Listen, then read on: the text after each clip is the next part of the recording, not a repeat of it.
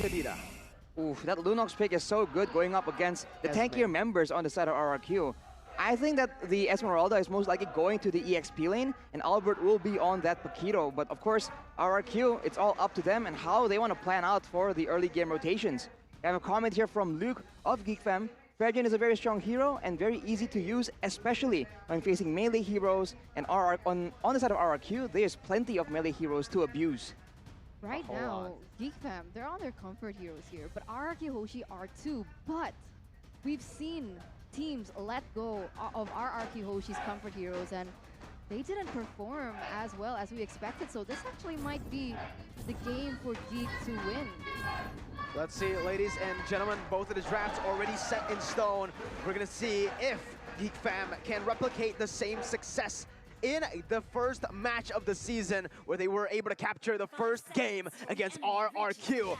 Into the Land of Dawn we go for match number 1, game number 1, right here. As Boloyski is already doing something pretty interesting, right? Using the Guardian's Barrier to actually prolong the minions to get into the mid lane. When you're able to delay the minions from meeting in the lane, you kind of guarantee that it will kind of push towards you, actually. So that's an interesting play from Boloyski. We'll see if it actually makes a difference. It will allow Kadira, as you can see, to actually have the minions closer to his side of the map.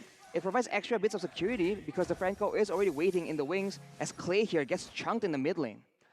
See, everyone has mentioned that Lunox is a late game hero, but level 1, I think she's one of, if not the strongest mages in that mid lane in terms of the dueling power, because when she is using her first ability, that sustain just adds so much on top of the damage that she's able to dish out. You're right, but I don't think the damage is there just yet, but the fact that she's able to sustain in lane is awesome. It's great because she does have that laning power, because she doesn't have to recall as much. But now we can see here there's a lot of emphasis in towards the gold lane. We saw that Vin rotated towards the bottom side, realizing that Kadira could be the main factor in GeekFam's success. But there's actually a split here in terms of the audience predictions based on the drafts, but the hook connects onto Boloyski. First blood instantly taken.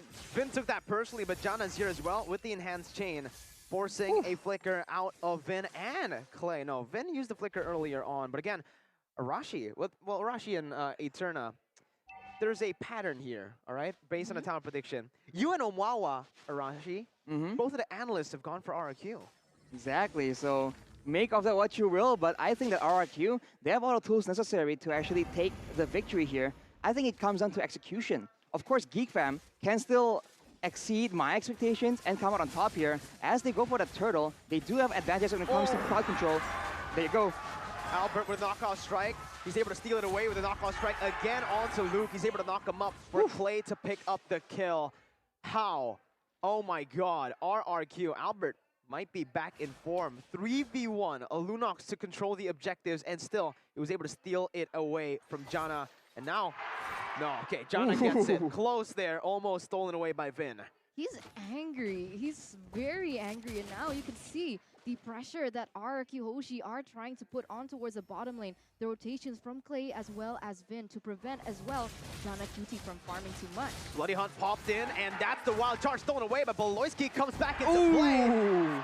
He's gonna get shot down by the ball. Skylar, absolutely a menace on this Bruno. One of his signature picks that we haven't gone to see for such a long time. But Arashi, let's take a look at the emblems. Off the bat, the killing spree for Kadira. He intends to play very, very aggressively, but it's not working out just yet.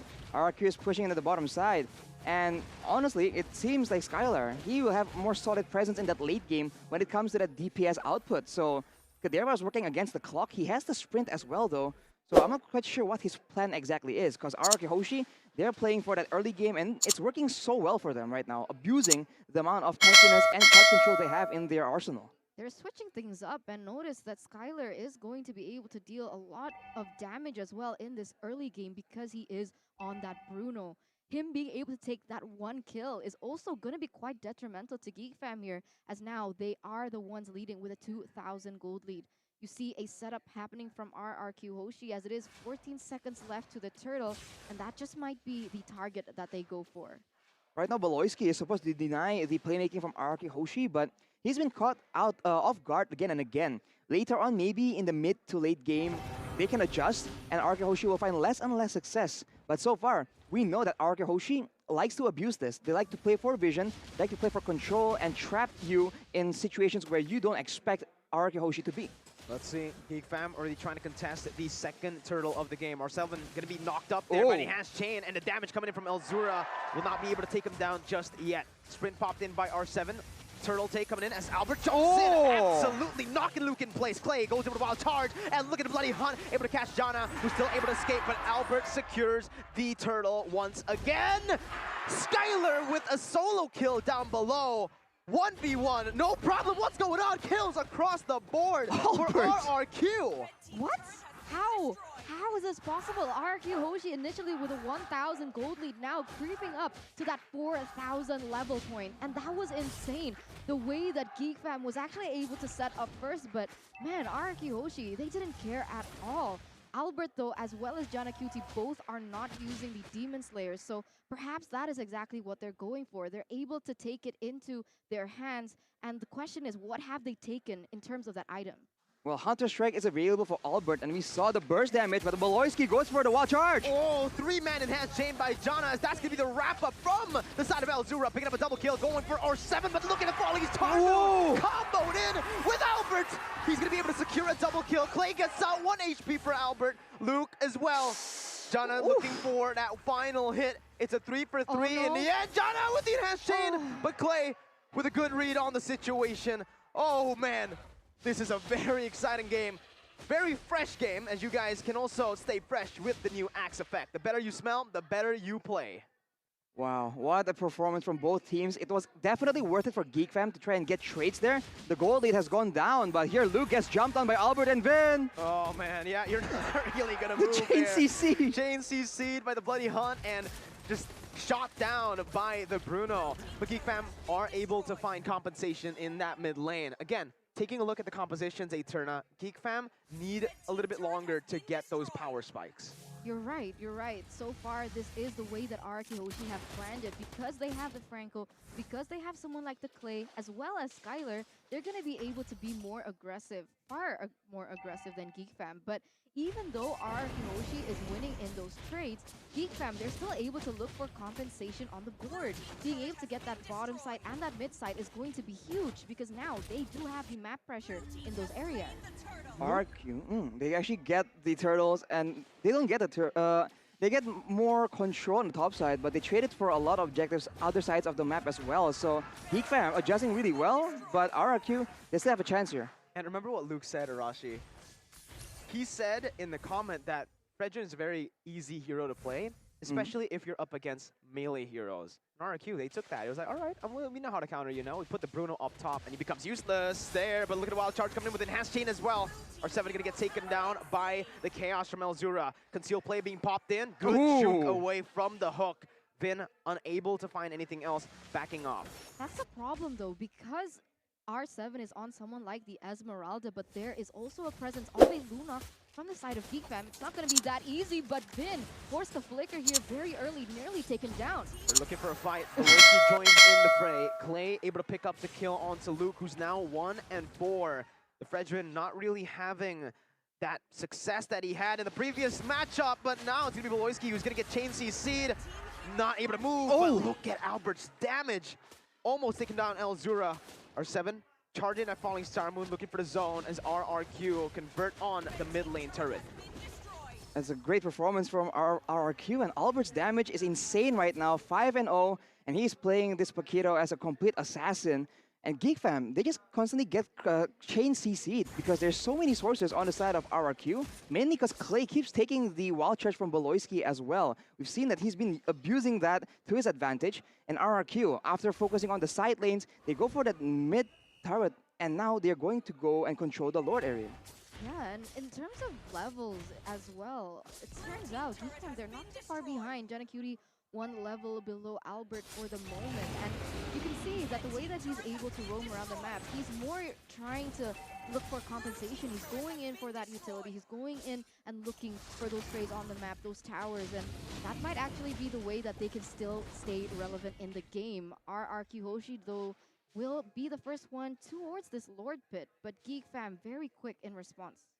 RRQ back away from the Lord, knowing that now members of Geek Fam are already in the area. R7 will have a chance to push out the top side. We see that RRQ Hoshi, though, they have the advantage in clearing in the bot side. So now they have a chance to work around and try and find an opportunity to try and go for a pick, because they do have that Franco in the hands of Vin. So we'll see if they actually initiate. Flickers are available for particularly Vin, who can just force and engage with that. Luke is in the sights of Vin. He goes for the... Oof. Oh, close. Very, very close there. Again, yeah, Geek Fam have actually been able to trade pretty well. In terms of turrets, RRQ have 5, and Geek Fam not really that far behind with 4. The only thing they're lacking right now is that neutral objective control that they're trying to get once again. But look at that mid lane pressure from R7. Pushing it out, getting the better setup for now. And it's going to be very tough for Geek Fam at this point. You're right, and it's scary because the person who has to clear at this moment, it's going to be Kadira, and that is just information for RRQ Hoshi to maybe isolate this person. You can already see Vin here looking for something as well onto Kadira, and it's bad because Kadira just got the BOD, so his power spike is starting to show, and he is going to be very important when it goes into these 5v5 team fights. They're going to need his damage. Geek Fam going further and further towards the jungle of RRQ, but if they're not careful, they can get cut off from their own base. This is quite dangerous from both these teams. If Geek Fam can get the combo, we've seen that it's a lot of damage, it's a lot of AoE, but if they don't, RRQ Hoshi, they have a chance to just... Ooh! Baloyski survives with the CC immunity, but the conceal play is underway. Wild charge coming in with a flicker as well. Skylar going to get popped there by Jana QT as Albert comes in with a knockout strike. Instantly shut down. Bloody Hunt picked up right now as that's going to be Geek Fam looking for a collapse on Tubin.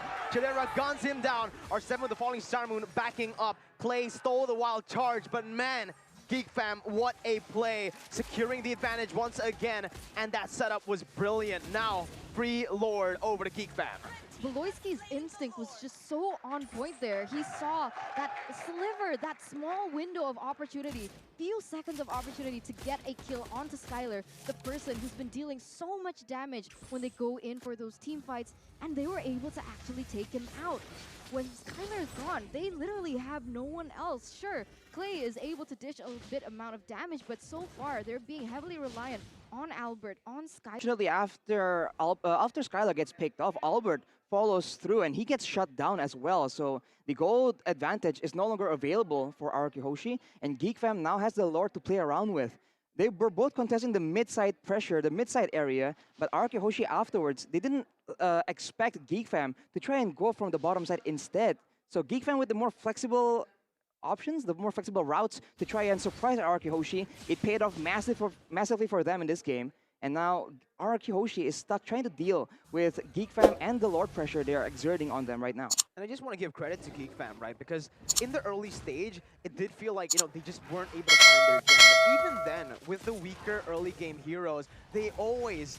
The person who dies, the person who takes that death from Geek Fam is always the tanks right now. But Vin goes in for the hook onto Beloy. Not sure if that's going to be a good decision to make. That's a roamer, and because they targeted Beloyski, that topside base turret will fall, and that's just not good at all. Again, massive value for Geek Fam right now with that Lord picking up the base turret. Vin goes in for the hook with the conceal as well. Beloyski with the Guardian's Barrier, able to lock Albert there in that bush. But both teams disengage again. Geek Fam, they can walk away with a good trade, and that's what they do. Can I just say how crazy this game is? RRQ Hoshi, they were leading with almost 6,000 gold, and now Geek Fam, they're the ones leading. You were right, we talked about that power spike, and it's starting to show. They're able to utilize, play very patient in that early game, and we can see these items starting to build, Arashi.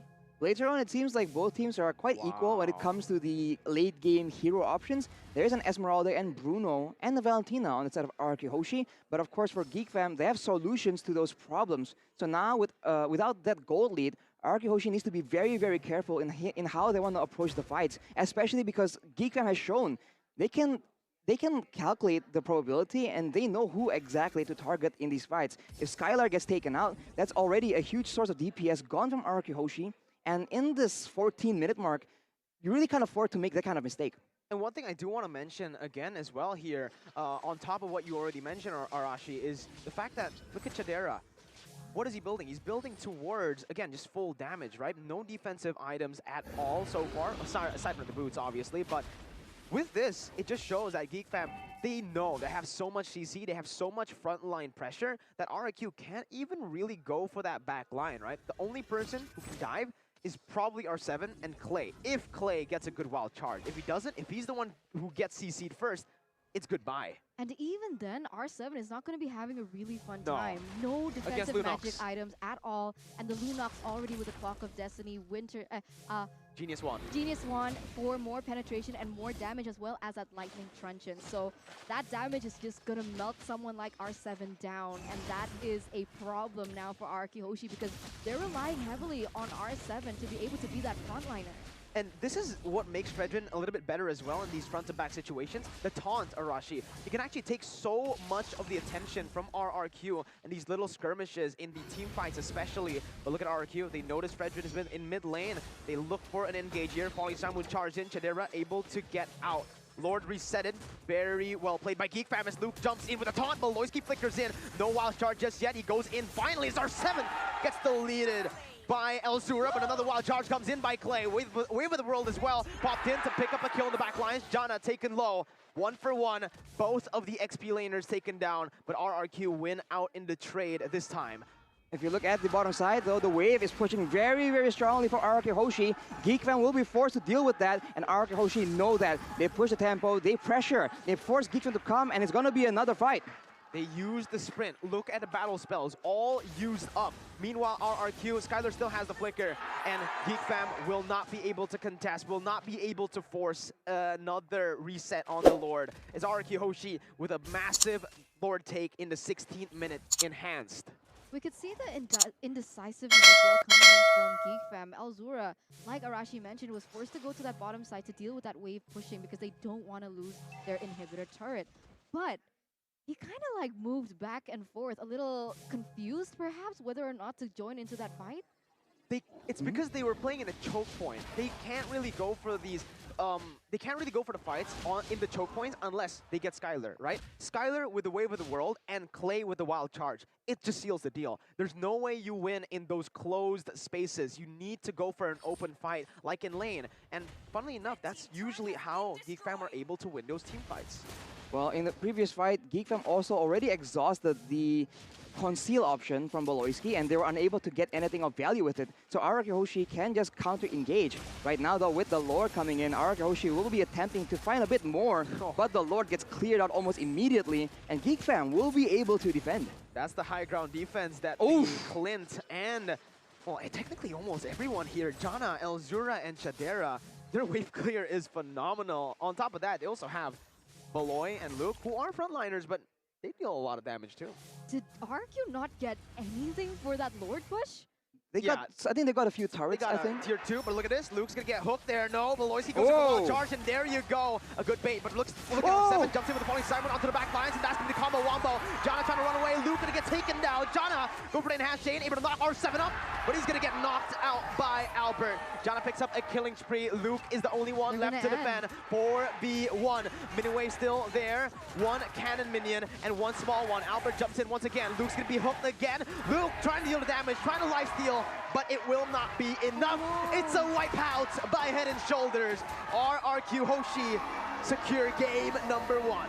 The last minute moment that RRQ Hoshi needed to seal the deal onto GEEK fam there in game number 1. And my god, that was very back and forth. I can't say that that was dominant on RRQ Hoshi.